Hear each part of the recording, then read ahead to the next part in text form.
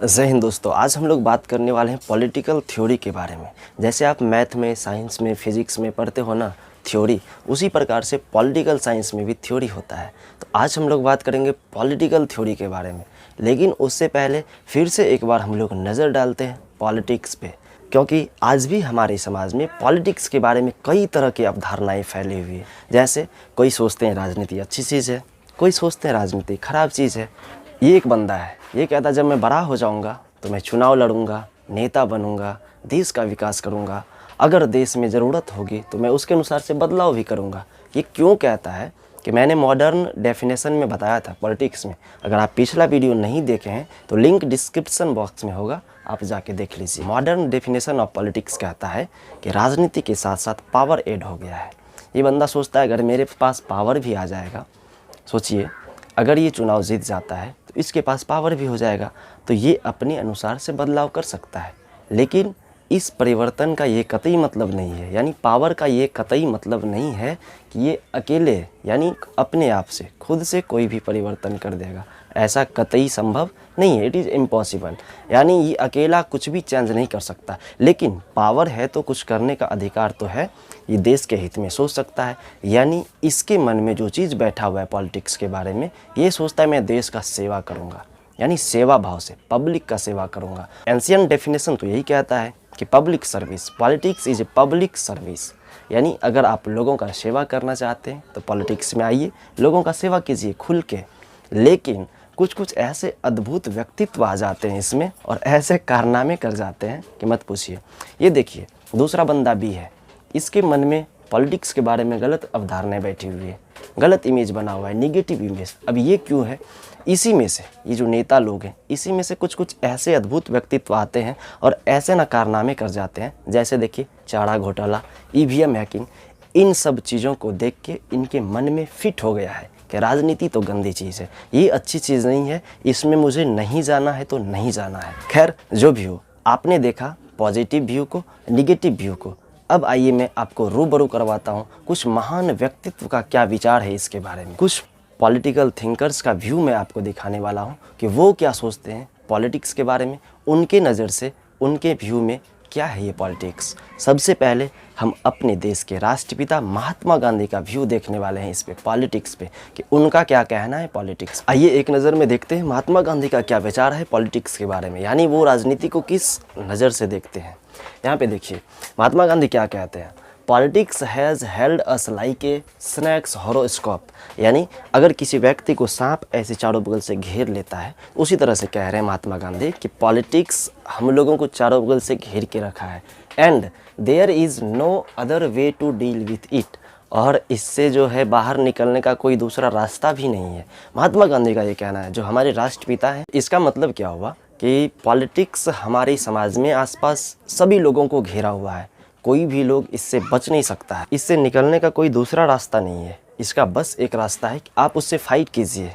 Fight करने का मतलब ये नहीं कि कुछ गलत भी कर लीजिए, कुछ सही कर लीजिए, नहीं।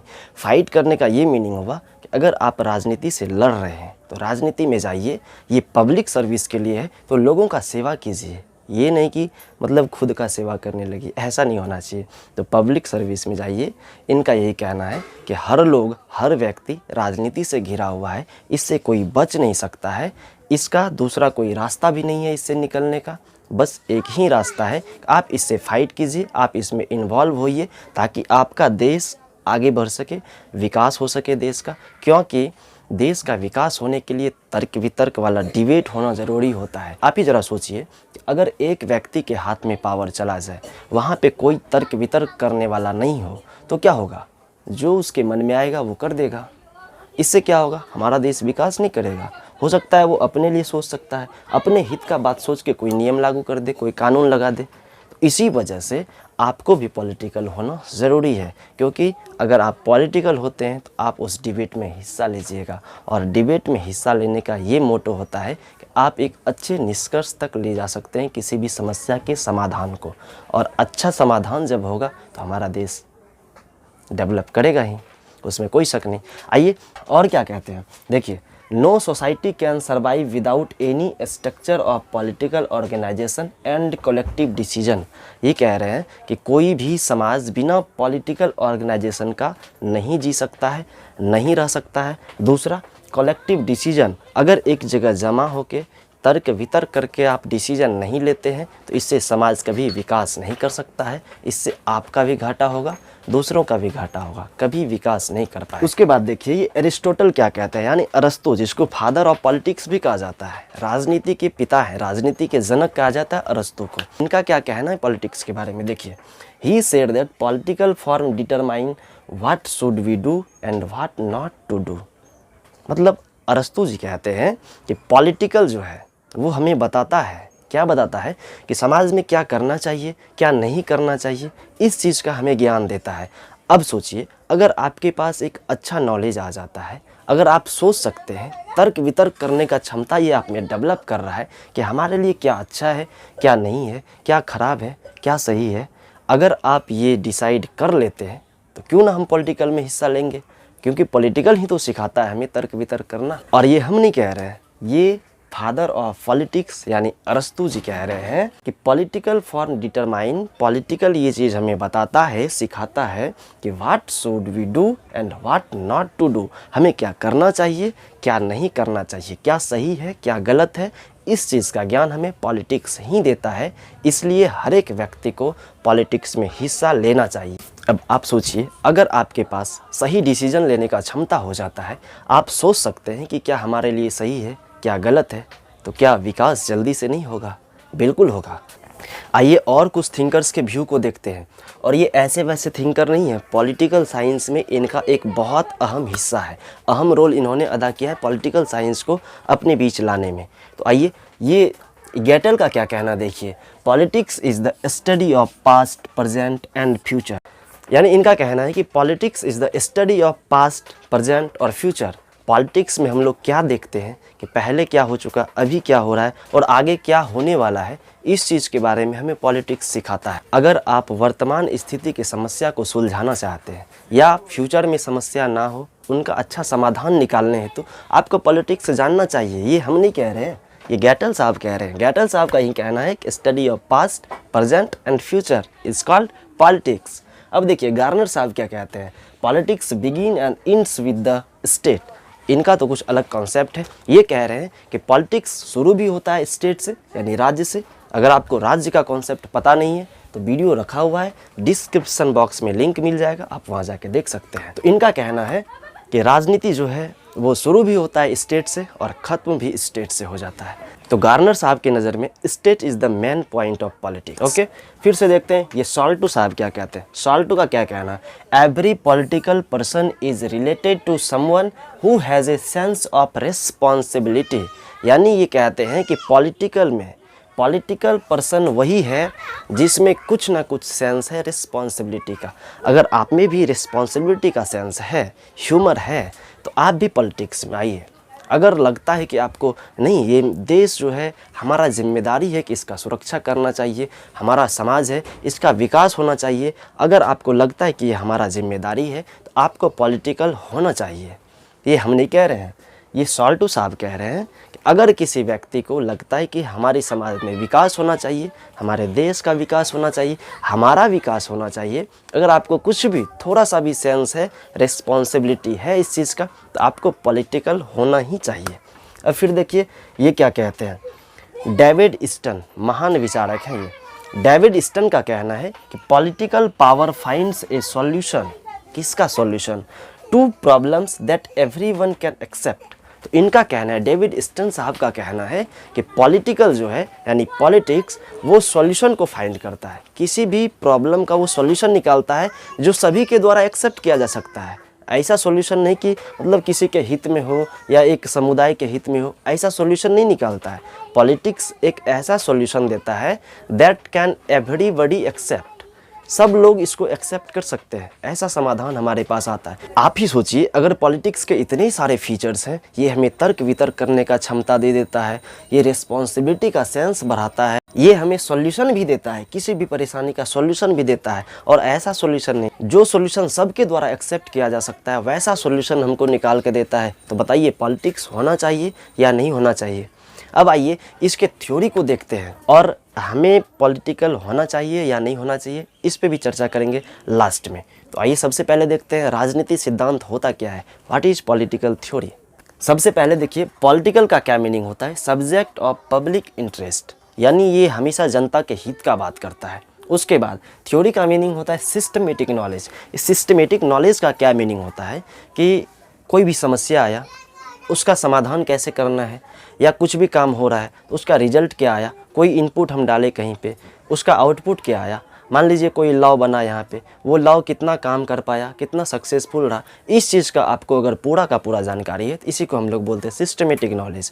ये थ्योरी चाहे कहीं भी हो, मैथ में हो, फिजिक्स में हो, केमिस्ट्री में हो, सब जगह इसका यही मीनिंग होता है। आप किसी भी घटना को देखिए, कोई भी काम कर रहे हैं, उसका क्या परिणाम आया, उस चीज़ का पूरा नॉलेज अगर आपके पास है, इसका मतलब आप उस थ्योरी को समझ गए हैं। तो पॉलिटिकल थ्योरी क्या है, देखिए पॉलिटिकल थ्योरी हमें यही बताता है कि पब्लिक में क्या होना चाहिए, क्या हो रहा है, उसका क्या परिणाम हुआ है, इस चीज़ के बारे में सिस्टमेटिक नॉलेज हमें देता है। यानी पॉलिटिकल थ्योरी हमें सामाजिकता के बारे में बताता है, नैतिकता के बारे में बताता है, हमारे अपने अधिकार से रूबरू करवाता है। उसके बाद देखिए थ्योरी का क्या मीनिंग, ये थ्योरी जो है सम ऑफ टू वर्ड, यानी ये थ्योरी दो वर्ड से मिलकर बना हुआ है। कौन कौन सा है, थोड़िया है, थोरमा है। इस थोड़िया का मीनिंग क्या होता है, व्हाट इज़ हैपनिंग, मतलब हमारे आसपास में क्या हो रहा है, हमारे सोसाइटी में क्या हो रहा है, हमारे सराउंडिंग्स में क्या हो रहा है, इसके बारे में जानकारी देता है। और उसके बाद दूसरा वर्ड है थोरमा, इसका क्या मीनिंग है, रिजल्ट ऑफ दैट वर्क, जो भी काम हो रहा है हमारे समाज में या इन्वायरमेंट में या सराउंडिंग में, उसका रिजल्ट क्या आया, आउटपुट क्या आया, इस सारी चीज़ का अगर आपके पास नॉलेज है,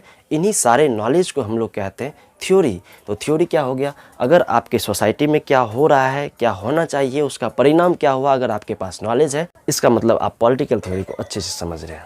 आइए देखते हैं डेविड हाल्ट का क्या कहना है पॉलिटिकल थ्योरी के बारे में। ये कहते हैं political theory is a set of assumption and general rules relating to political life. इनके नज़र में पॉलिटिकल थ्योरी जो है एक set of assumption that contains ideas, purpose and features of state, government and society. मतलब ये जो सेट होगा, इसमें क्या क्या होगा, उसमें एक आइडियाज़ होगा, उसके बाद पर्पस होगा। आइडियाज़ मतलब कैसे विकास होना चाहिए, कोई भी काम किस तरह से होना चाहिए, ये काम ऐसे हो रहा है, उसको और अच्छे तरीके से करने के लिए कौन सा आइडिया उसमें इम्प्लीमेंट करना चाहिए। उसके बाद क्या है, इसका पर्पस है, अगर हम कोई भी काम कर रहे हैं, कोई भी लॉ बना रहे हैं तो उसका क्या पर्पस है, मतलब हमारे समाज में इसका क्या इफेक्ट पड़ने वाला है, उस चीज़ को देखना।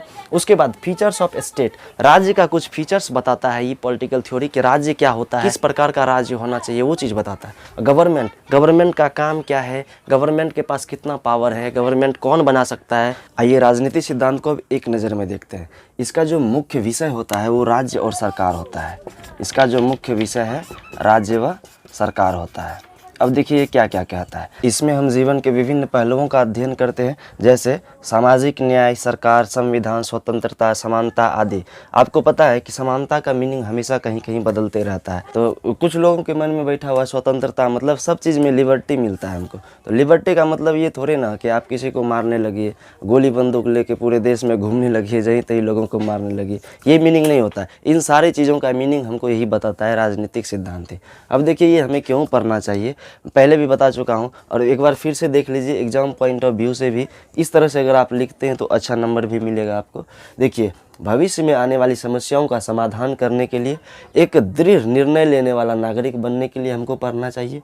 उसके बाद एक अधिकार संपन्न एवं जागरूक नागरिक बनने के लिए आपको अपने अधिकार के बारे में भी पता होना चाहिए। उसके बाद जागरूक नागरिक बनने के लिए इसको जानना चाहिए, कह रहा है समाज में जो भी पूर्वाग्रह है, मतलब अंधविश्वास जो पहले से चलता आ रहा है, जैसे कि मतलब महिला राजनीति में हिस्सा नहीं ले सकती है, उनको समानता का अधिकार नहीं होना चाहिए, ये सब जो पूर्वाग्रह है इसको कौन समाप्त करेगा, आप ही लोग समाप्त कर सकते हैं ना। इसलिए इन चीज़ों को समझना जरूरी है। वाद विवाद, तर्क वितर्क, लाभ हानि का आकलन तथा सही निर्णय हेतु आपको पता होना चाहिए क्या हमारे लिए सही है, क्या हमारे समाज के लिए गलत है। अगर आप इसका निर्णय करते हैं तो वो चीज़ आपको यही सिखाता है, इसलिए इसको पढ़ना चाहिए। उसके बाद शासन व्यवस्था की जानकारी है, तो आप जिस देश में रह रहे हैं, जिस राज्य में रह रहे हैं, वहाँ कैसा शासन व्यवस्था है, किस प्रकार की प्रणाली है, उसको समझना चाहिए, तभी तो आप रह पाएंगे अच्छे से। अपने अधिकार को भी जानिएगा। अधिकार एवं कर्तव्यों को समझने हेतु आपका क्या कर्तव्य बनता है उस देश के प्रति, उस राज्य के प्रति, और वहाँ पे आपका क्या अधिकार है, उस अधिकार को आप मांगिए, छीनिए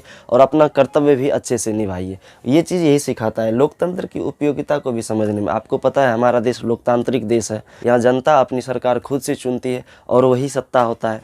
तो लोकतंत्र की उपयोगिता को समझने के लिए आपको ज़रूर पढ़ना चाहिए। तो इस प्रकार से आप देख सकते हैं, अगर आप सोसाइटी में कोई भी बदलाव लाना चाहते हैं, समाज में परिवर्तन चाहते हैं, एक आदर्श समाज का निर्माण करना चाहते हैं, आइडियल सोसाइटी का निर्माण करना चाह रहे हैं, तो आपको पॉलिटिकल थ्योरी पढ़ना पड़ेगा, क्योंकि यही पॉलिटिकल थ्योरी हमें सोसाइटी का एक सिस्टमेटिक नॉलेज देता है। ये बताता भी है कि किस तरीके का काम होना चाहिए जिससे हमारा समाज ज़्यादा विकास करेगा। इसलिए पॉलिटिकल थ्योरी को जानना चाहिए, पॉलिटिकल थ्योरी को पढ़ना चाहिए, क्योंकि यही हमें रूबरू करवाता है हमारे अपने अधिकार से, हमारे अपने ड्यूटीज़ से और कुछ समस्याओं से भी। जैसे हमारे समाज में क्या हो रहा है, पॉवर्टी है, करप्शन है, इन सारी समस्याओं का एक सिस्टमेटिक नॉलेज और सॉल्यूशन भी। सबसे बड़ी बात तो ये है कि समस्या के साथ साथ सॉल्यूशन से भी रूबरू करवाता है। आप इस प्रकार का काम कीजिए, आपको ऐसा होना चाहिए, समाज में ऐसा होना चाहिए, समाज का स्ट्रक्चर इस प्रकार का होना चाहिए, तो आपका समाज ज़्यादा विकास करेगा। तो अगर प्रॉब्लम के साथ साथ सॉल्यूशन भी बताता है तो क्या आप ही सोचिए, इसे नहीं पढ़ना चाहिए? बिल्कुल पढ़ना चाहिए। यहाँ पे आपके लिए कुछ प्रश्न भी है, आप इसका सॉल्यूशन कमेंट बॉक्स में ज़रूर लिखिए, ताकि आपको पता चले आप इस वीडियो से कितना सीख पाए और हमें भी अंदाज़ा लग जाए कि मैं आपको कितना सिखाने में कामयाब हो पाया। Thank you.